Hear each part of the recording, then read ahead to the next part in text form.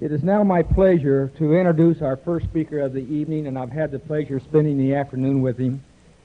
He is indeed an outstanding American. Ladies and gentlemen, we are fortunate to have with us an outstanding American. Mr. Don Newcombe is known across the country as the person who has come to grips with some of the basic issues of life. Don was one of the first black men in Major League Baseball. In 1946, Jackie Robinson, Roy Campanella, and Don Newcombe started the process that helped make baseball the sport for all Americans. But Don was not just a player, he was a winner. He was the only player in Major League history to receive these awards: Rookie of the Year, Most Valuable Player in the National League, and the Cy Young Award, which when Don won it was for the best pitcher in both leagues. He won more than 140 Major League games, pitched in 3 World Series, played in 5 All-Star games, and is considered by many baseball experts as one of the greatest pitchers in the history of the game. There's another side of Don Newcombe, though, and it is almost ironic that while Don was able to throw fastballs at opposing batters and strike out the best in baseball at that time, something else struck Don Newcombe out. That something was alcohol. Don will tell you in a few moments about what alcohol did in his life. Today, he is an advisor to the White House on alcoholism and a consultant to all of the baseball world on alcoholism. Don Newcombe has spent the last several years working for the government, traveling hundreds of miles around the country to inform people, especially young people, about alcohol problems. And you can believe that Don Newcombe is concerned. He is with us today because he cares. We are indeed fortunate to have a man who has risen to the top, then been thrust to the bottom, then pulled himself back up again. He is here to share that experience with us. Would you welcome Mr. Don Newcombe?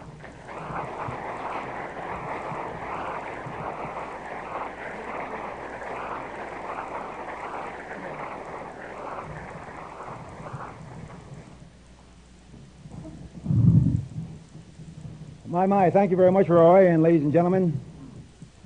And Roy, I like that introduction because my wife wrote it, and some of the things you say are true, and some of them not so true, but she doesn't always tell the truth about me anyhow, but that's neither here nor there either. Ladies and gentlemen, I want to say and echo what Roy has just said about how happy I am from my perspective in seeing so many people here tonight to pay tribute to a great organization, Crossroads, who is giving so much of themselves to help people like me and some of you in this audience. To have so many people come out tonight and pay the amounts of money that you paid to be here. Bill and Roy, you know, they tried to butter me up and to make me believe that you came and paid that money to hear me, but how many of you came to really hear me tonight? How many of you came to hear me? Not many, not many. There wasn't many hands went up, but anyhow, it's nice to be here. You know, ladies and gentlemen, I'm a grateful, believe me, I want to emphasize again, grateful, recovering alcoholic. I remember years ago I would not have said that. I wouldn't have said that to 5 people in the room, much less 500. But believe me, I'm very comfortable in saying it now. I'm very happy to be able to say it. My wife, Billy, in Los Angeles, California, is very happy to hear me say it. Because 16 years ago, she said some things to me that I didn't like to hear, but they were factual, I find out now. I remember her saying to me, "You're nothing but a bum, and you're nothing but an alcoholic." And I said, "Well, how do you know I'm an alcoholic? You don't even drink." I said, "That's not a medical diagnosis, that's only your opinion, so I'd go out and get drunk again." That was my excuse for going out to get drunk again. But tonight I'm very happy to be able to say, as I've said now for the last 16 years, in the nights that I've enjoyed my life, that I've enjoyed my sanity and my happiness with my family, with the people that I hold close to me now, and I have inside that realm of life of mine, that life that was in shambles 16 years ago and there backwards.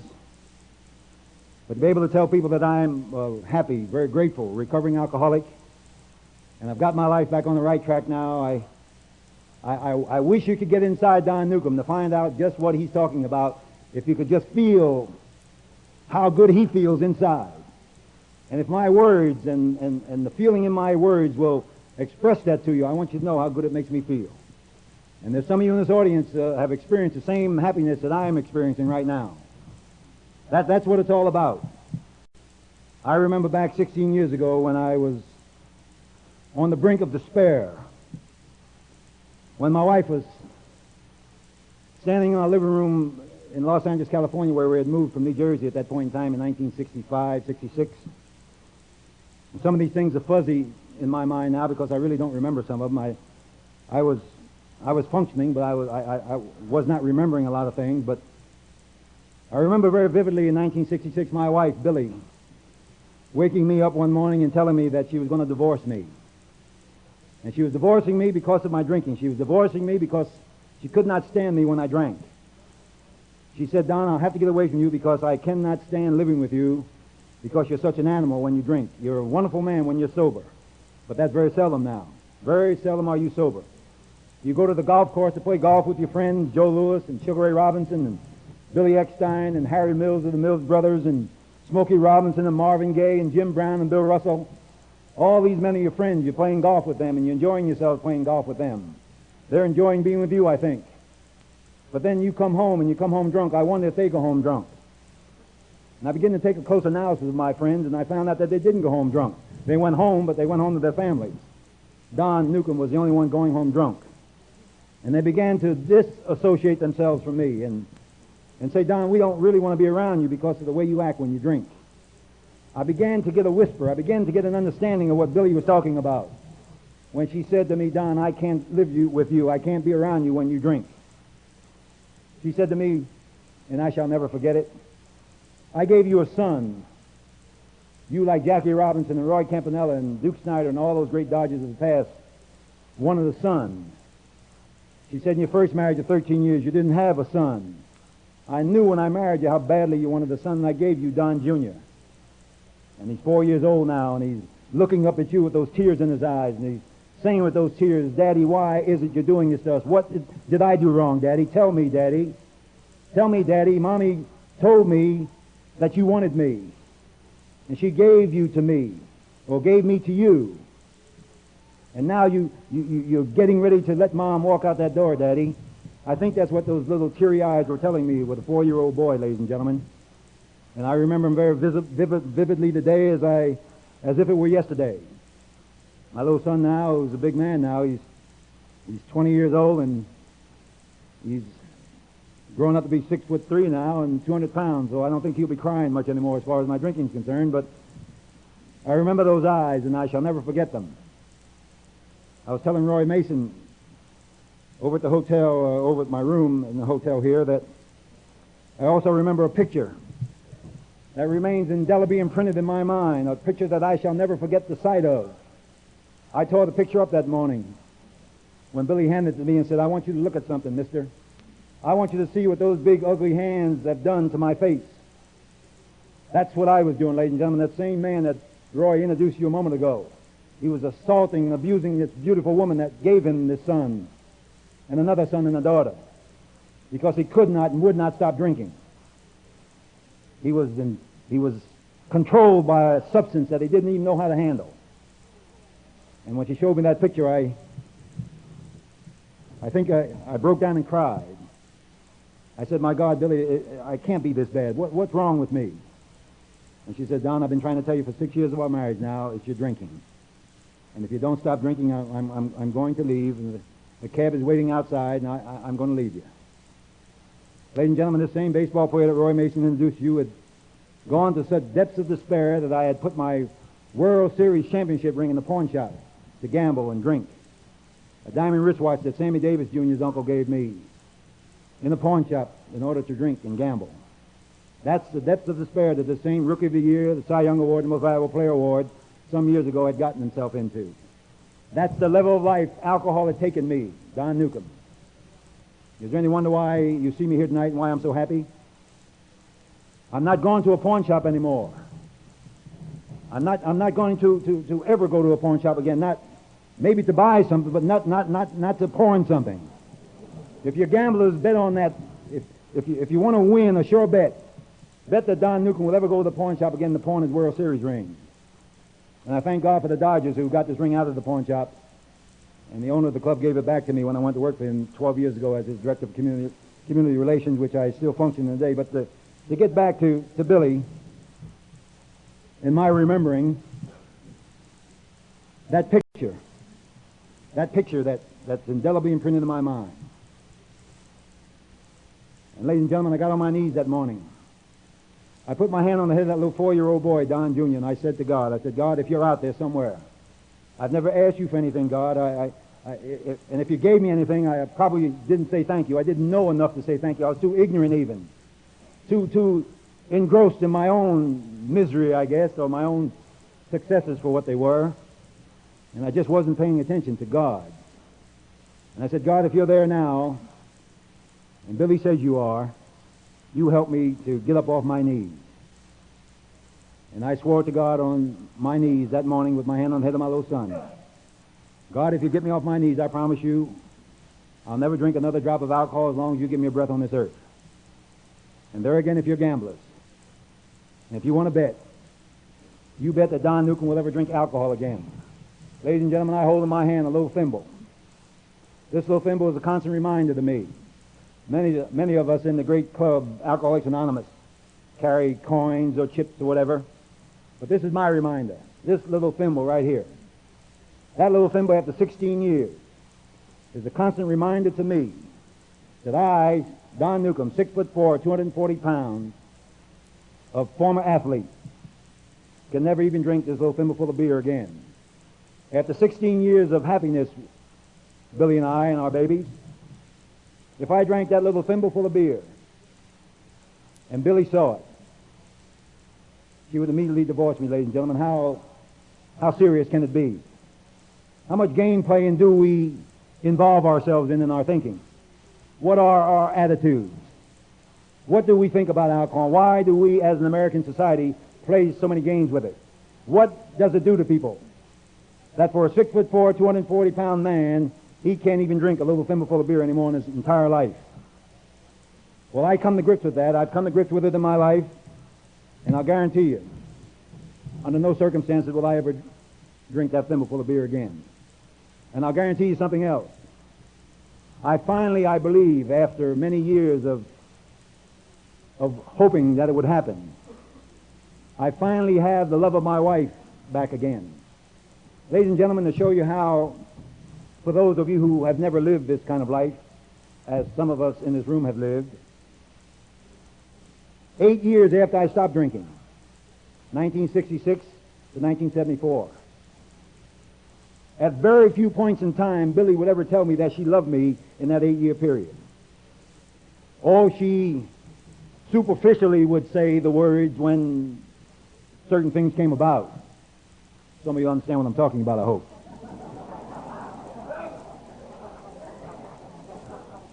But in a very real sense, in a very real meaningful sense, she would not say it with the feeling that she says it now, without these things happening that don't need to happen. Can you understand what I'm talking about? These things don't have to happen in order for her to tell me that now. Because now she believes her man. She believes her man, and she loves her man now. Is there any reason for you to think that I'm going to play games with it now and even attempting to think that I can drink this little thimbleful of beer again? I've got my family back. I've got a social life with my wife and my friends. Let me tell you, in Alcoholics Anonymous, there's an 8th step in our 12-step program. Make a list of people you hurt and make amends. I'm going to give you an example, and it may appear funny to some of you. It really was funny to me when I did it, but it's going to also prove funny to you because it show you how crazy we are when we are in the depths of despair that we're in when we're so ensconced by alcohol and its abuses. Way back in 1959, in Los Angeles, California, I was out there after the baseball season was over and playing golf with these friends that I named and others. Jim Brown, this famous football player with the Cleveland Browns, came to Los Angeles to play in a all-pro football game. The night before, at a friend of ours' house, my vodka told me to challenge Jim Brown to a golf game the next day. Now, between my vodka and my thinking I had a good golf game, with very little money in my pocket, I thought that I could beat this great football player playing golf. Now, you got to have a lot of nerve to do that if you can picture Jim Brown in your mind. Some of you remember Jim Brown as the great football player that he was. Well, I challenged Jim Brown to a football to a golf game, and we're going to bet $100. I went to the golf course with about $58, $60, maybe $62 in my pocket. Now, you talk about guts. You go out there and bet Jim Brown $100, you only got $60 in your pocket. Well, my vodka and my game, that golf game of mine, told me to do it. Well, I got beat. I wound up owing Jim Brown $38, 1959. Now, Jim Brown got mad. He got terribly mad. He said, "You got the nerve to embarrass me at a football, before a football game and at a party in front of all those people talking about your golf game and how great you were and how bad you're going to beat me. And now you come out here, you don't have enough money to pay me after you lose." And I made myself an enemy. All right, years went by. Jim Brown said he forgot about the debt, but 1980 came about, 2 years ago. I was on a golf course in Los Angeles, California, and I ran into Jim Brown and Bill Russell, who was playing a different part of the golf course. I was playing one part, they were playing another part, and I walked over to Jim Brown, and I said, "Jim, let me say something to you." I said, "I haven't seen you in a long time, and you and I have a little debt to settle." Now, right away, Jim Brown backed off like he thought I was going to become physical. Now, I was sober at that time, and I wasn't that crazy any longer, you see. But I said to Jim, "Jim, do you remember in 1959 when I walked off a golf course owing you $38? He said, "Don, I've forgotten all about that. That's gone. Forget about it." I said, "No, Jim, I haven't forgotten about it." I said, "I happen to belong now to a club called Alcoholics Anonymous. One of our steps is to make amends with people that we've hurt. And I felt that I hurt you. I not only hurt you, I hurt myself. I hurt a whole lot of people in the things that I've done in my life, Jim, with drinking. And I don't want to hurt people anymore, and I still have this on my mind that I owe you this $38. Now, I reached in my pocket, and I pulled out a $50 bill, and I said, "Now, you keep the $12 as interest. I don't know what your interest rates are, but keep the $12 as interest." And ladies and gentlemen, you know what Jim Brown said to me, this famous athlete, this famous movie star? He said, "Don, I don't know what brought you to me today, but you must know I need this money.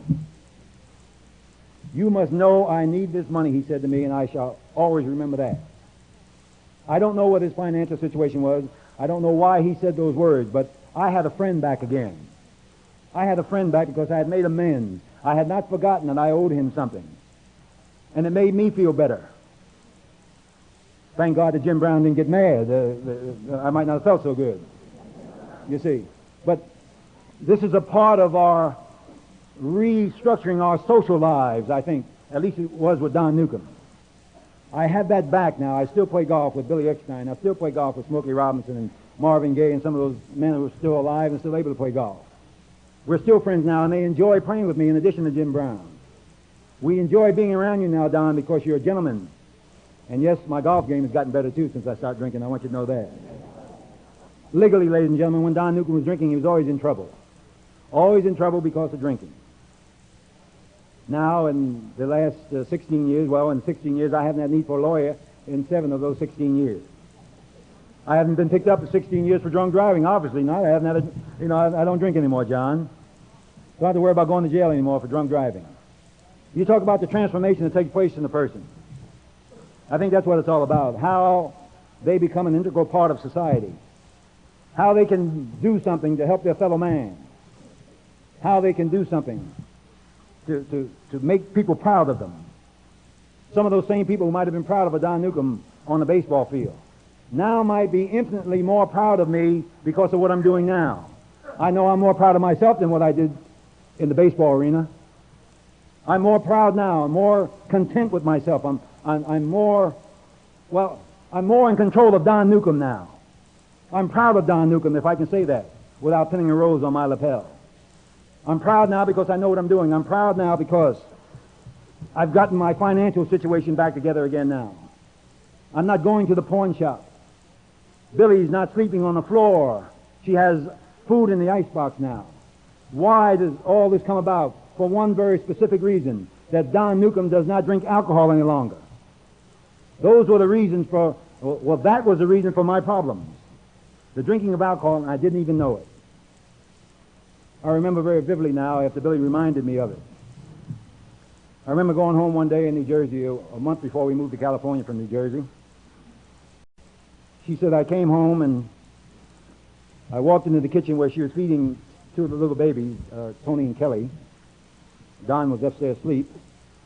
And she said, I stood there and glared at her, and I said to her these words. I said, and I'm not going to use the language that she said I used, but you draw your own conclusions about the language that I use.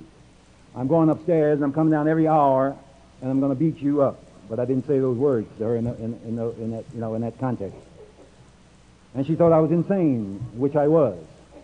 And she said, you went upstairs, and every hour on the hour, you came downstairs for the next 3 hours, and every time I heard you coming downstairs, I'd pick up a baby and hold the baby in my arms. Maybe that was the only reason that you didn't assault me or abuse me. And she said, then, Don, I knew I had to leave you. I had to get back to California to my family so I could get away from you because you're going to kill me or the babies. Insanity, ladies and gentlemen.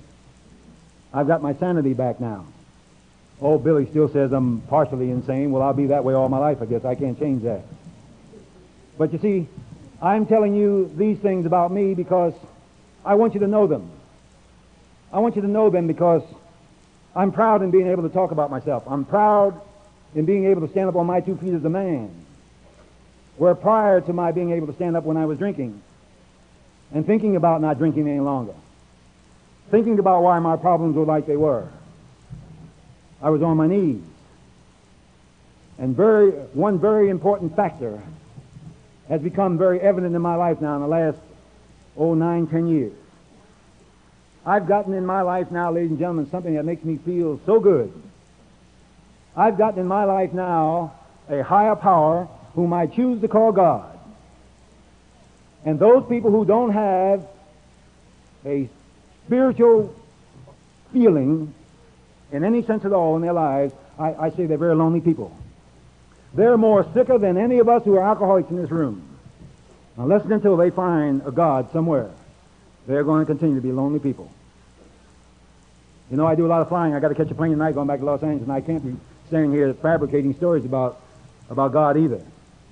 You know, you get up to 35,000 feet, you know, you're closer to God than you are here on the ground, you see. And I want to be able to ride that plane back to Los Angeles to my family with a feeling of being comfortable. I don't want my God to reach in that window and say, Don, you told a little tales down there tonight at that dinner, and I want to talk to you about that, son. See, I have a need for God. I found a need for God, Father, in my life. I found a need for God, and it makes me feel good. And I'm proud to be able to stand here now and tell you that. I'm very proud of that. Billy prayed for me, how she prayed for me on her knees so many nights. Because her and God were talking about what a man I could be if I just could stop drinking. I didn't know then, but I know now. But I didn't know then what alcohol was eventually going to do to me. Well, I was lucky. A lot of us in this room tonight are lucky. We're lucky people. We're happy, very fortunate people. Well, a major segment of that comes about because of the wonderful club that I'm now a member of. Have been now for the last 9 years, Alcoholics Anonymous. How proud I am to be able to say that.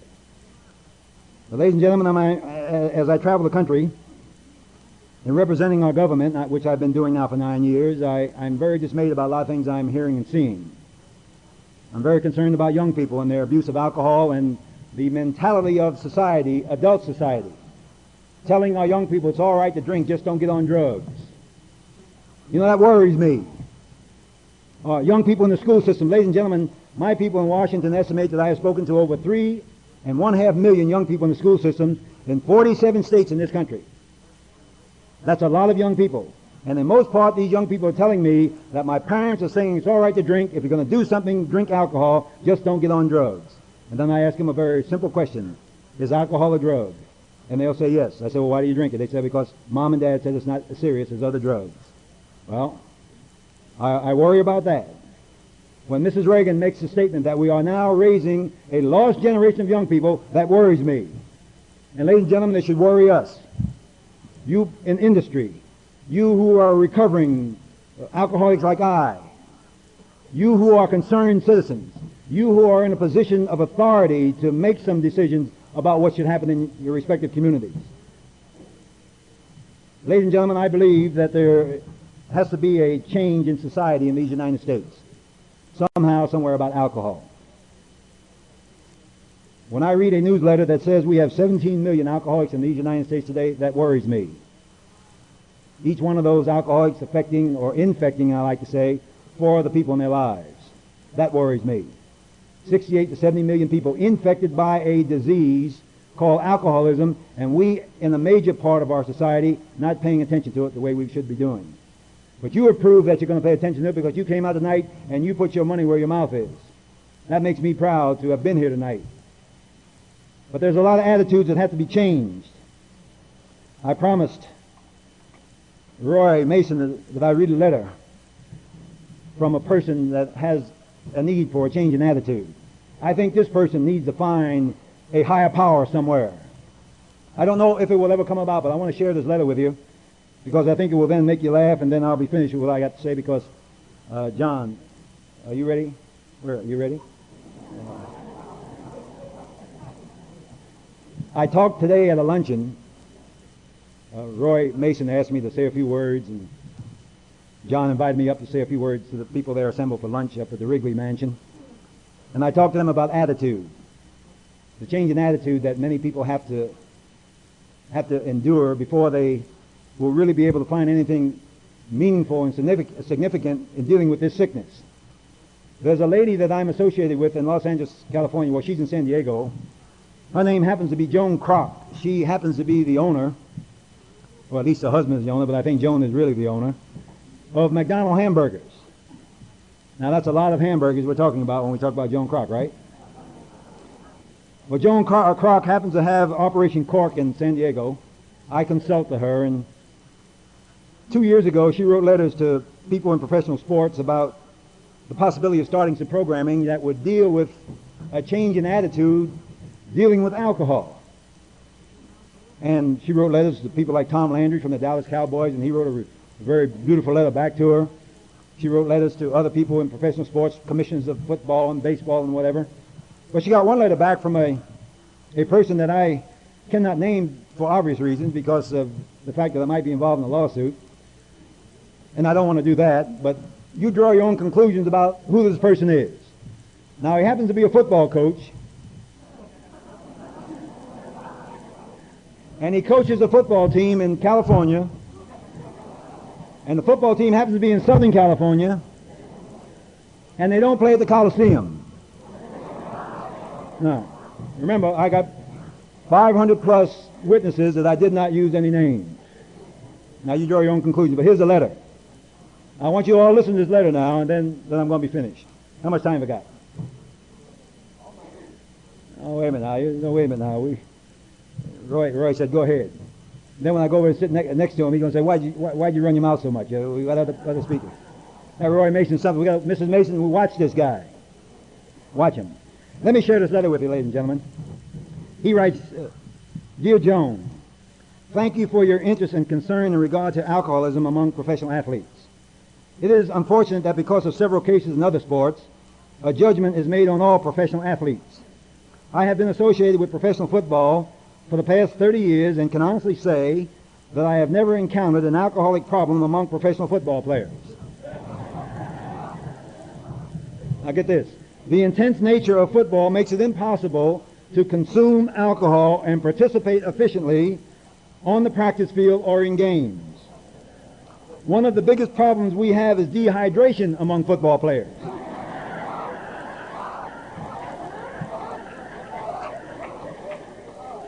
Alcohol causes dehydration, thereby increasing the dehydration process, which can cause very serious medical problems. Is there a doctor in the house? Is this true? Well, let me continue. Once again, the intensity, vigorousness, and athletic ability required in football makes it impossible for a pro football player to survive any length of time if he has an alcoholic problem. Your concern is deeply appreciated. Nevertheless, let's not make a problem where there isn't one. The game is tough enough. Cordially, head football coach of the team that I told you about. Now, that's the letter that I wanted to share with the people at the luncheon this afternoon, because I wanted them to see and hear and remember something about attitude. This person is responsible for many lives.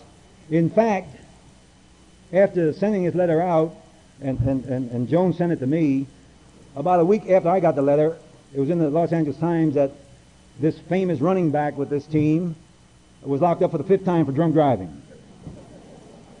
And now he's achieved his sobriety, and he's now a child of God. The same running back that I'm talking about, who shall remain nameless also because of his privacy.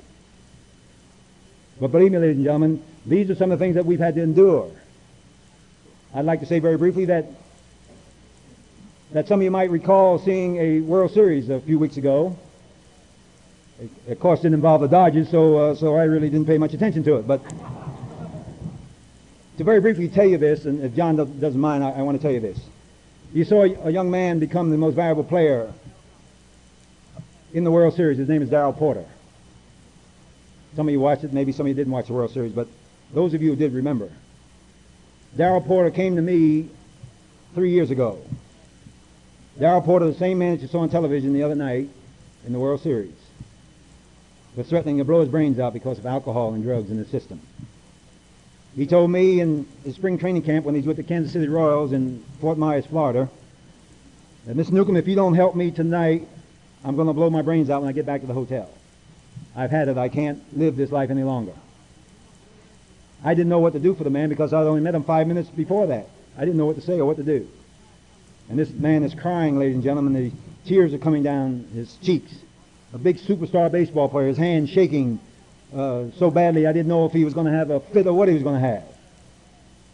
And I said to my God, God, now I need you again. It seems now I'm always asking you, God, to help me with something. Well, I need you right now. Tell me what to do to help this man to keep from blowing his brains out. And I believe he means it. And ladies and gentlemen, for the next 3 hours, I talked to Darrell Porter. I run up one side, him and down the other, down, up, and back again. Call him all kinds of names. I wish I could use some of the language that I use, and you wouldn't appreciate it if I did. But we got Darrell Porter here to Wickenburg, to the Meadows. And Darrell Porter became what you saw the other night on television, the most valuable player in the World Series. Simply because somebody cared. Somebody gave a damn, ladies and gentlemen, about a guy named Darrell Porter. A guy like Bobby Welch, a young pitcher with the Dodgers. And I'm proud to say that these men, if they walked into this room tonight, would tell you that that guy saved my life. And I wonder how good you think that makes me feel. To know that these are two men, in addition to others, who will tell you publicly that this man saved my life. How can I fail them now? How can I fail others that might be in need of the same help that I gave to Bobby Welch and Darrell Porter? So the inspiration that you bestow upon me tonight by being here, to show me that you care, that you can come out and hear John and I speak. I know you didn't come to eat the chicken tonight. I know you didn't do that.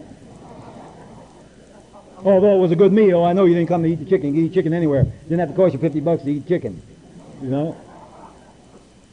But that's how good it makes us feel when we're able to stand before an assemblage of people like you here tonight and tell you how proud I am that I'm a human being again, that I've got my life back together again, and I can take this happiness of mine, not zip it up in my pockets and forget about other people. Open up my pockets, open up my heart and my mind so I can help somebody like Bobby Welch and Darrell Porter. I think that's what it's all about. So, ladies and gentlemen, I'm going to continue trying. And those of you who feel the same way that I feel, you know what I'm talking about. And those of you who don't feel the same way that I feel and have not experienced what some of us have experienced, we know that you're here. We know that you care. And there again is another dimension to our feeling so good about our lives and being able to help somebody else. So to you, I want to say, I want to clap my hands for you. I want to clap my hands because you're here and that you care. And to Roy and to the people at Crossroads for inviting me. Thanks to you all, and ladies and gentlemen, God bless all of you. Now I'd like to say something before I close. For those of you who know what I'm talking about, I always like to close my talk with a prayer. We call it in AA the Serenity Prayer. Those of you who would like to, will you say with me in the privacy of your area, God, grant me the serenity to accept the things I cannot change, courage to change the things I can, and wisdom to know the difference. Thank you, ladies and gentlemen.